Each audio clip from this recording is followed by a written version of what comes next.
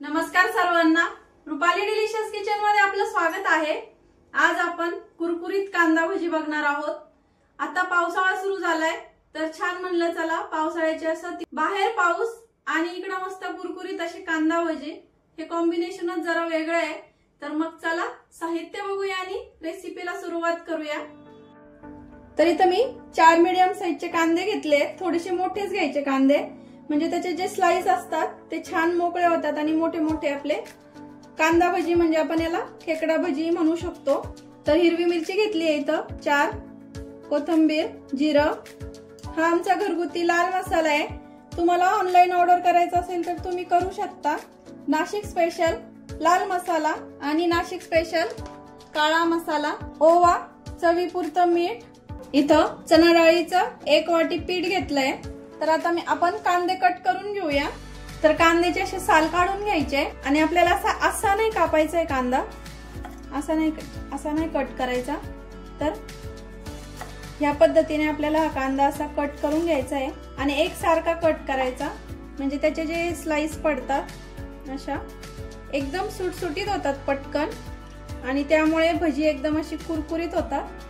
तर ह्या पद्धतीने सर्व कांदा आता मी कट करून घेते। इथं कांदा बघू शकता असं छान कट करून घेतलाय। तर आता हा चुरून घ्यायचा आहे आपल्याला कांदा सगळा, म्हणजे पाकळ्या पाकळ्या ते एकदम सुटसुटीत होतील। आणि कांदा भजीचं पीठ मळताना आपल्याला पाण्याचा एकही थेंब वापरायचा नाहीये इथं। तर आपण इथं चवीपुरतं मीठ टाकून घेऊया, अर्धा चमचा लाल मसाला, ओवा घेतलाय तो हातावर थोडासा क्रश करायचा असा, म्हणजे छान फ्लेवर उतरतो। जिरं पण आपल्याला अर्धा चमचा घ्यायचं इथं, ते पण असंच हातावरती क्रश करायचं आहे।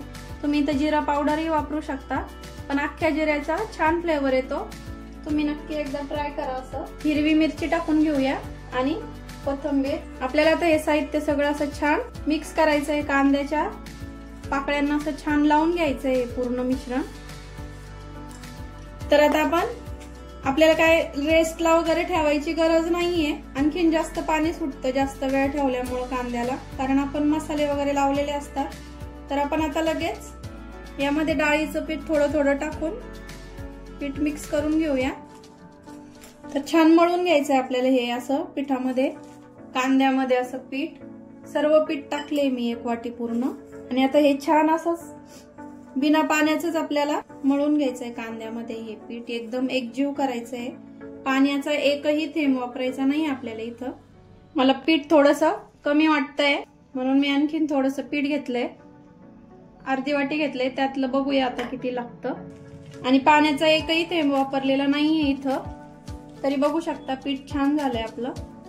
तर मी नंतर फक्त 2 ते 3 चमचे पीठ घेतलंय, त्यात आपलं बरोबर होतंय आता हे मिश्रण।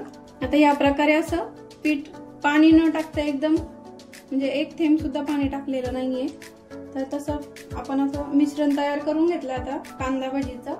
आणि इथं तेल पण गरम करायला ठेवलंय, तेल गरम झालं की भजी करून घेऊया। तेल गरम झालंय का बघूया। तर तेल छान गरम झालंय, gas medium to high heat वर ठेवायचा।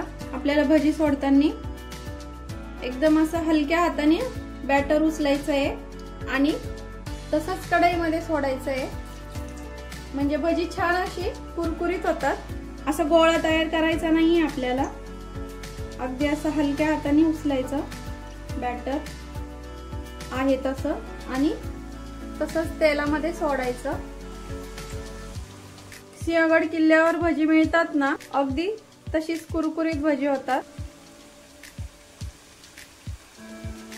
आता एकदम कमी गॅसवर आपल्याला तळून घ्यायची आहे भजी। सोडून झाली का गॅस कमी करायचा, म्हणजे ती आतपर्यंत छान शिजतात आणि कुरकुरीत पण होतात। एका साइडनी थोडीशी ब्राऊन दिसायला लागली हलकीशी की आपल्याला पलटून घ्यायची ही भजी। आता दोन्ही साइडनी छान आपल्याला ही फ्राय करायची आहे कमी गॅसवरतीच। भजी थोडीशी तळत आली की गॅस फुल करायचा आहे आपल्याला अर्ध्या मिनिटासाठी, म्हणजे खूप जास्त वेळ भजी कुरकुरीत राहतात। बघू शकता एकदम असा खेकड्याचा आकारासारखा आकार आलाय, म्हणून याला कदाचित खेकडा भजी म्हणत असतील। 10 मिनिटं झालंय, काढून घेऊया। आणि बघू शकता रंग वगैरे खूप छान आलाय, एकदम मस्त। आणि आवाज पण बघू शकता एकदम असे क्रिस्पी झालेत, मस्त कुरकुरीत झालेत अगदी.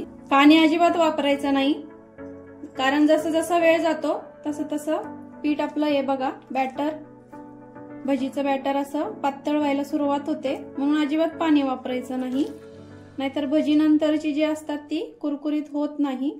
तर आता आपण आधी सारखीच सेकंड बॅच सोडून घेऊया. गॅस मीडियम ठेवायचा भजी सोडताना. भजी सोडून झाली की अर्धा मिनिटांनी आपल्याला गॅस पूर्ण कमी करायचा आहे आणि मंद गॅसवर एकदम भजी तळून घ्यायची आहे. एक साइड थोडी फ्राय झाली की पलटून घेऊया. तर आपली भजी छान फ्राय झाली आहे. आता पुन्हा अर्धा मिनिटासाठी आपल्याला फुल गॅसवरती थोडीशी तळून घ्यायची आहे. आता काढून घेऊया, अर्धा मिनिट झालाय आणि बाकी सर्व भजी पण अशीच करून घेते मी.